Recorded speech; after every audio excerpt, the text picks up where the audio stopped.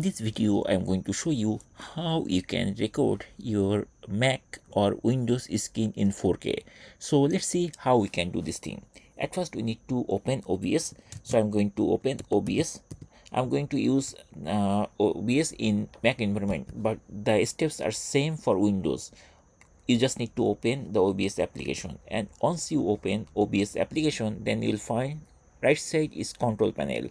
From here you have to go settings. I'm going to click settings, and the settings window will be opened.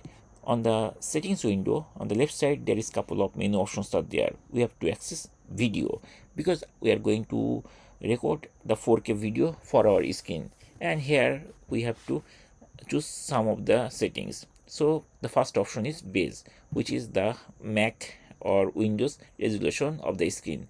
You can choose the maximum one so that it will be nice. Then from here you have to change something. So here if you click here, there is no 4K option. The maximum resolution it is showing like that, but we can increase or decrease something like that.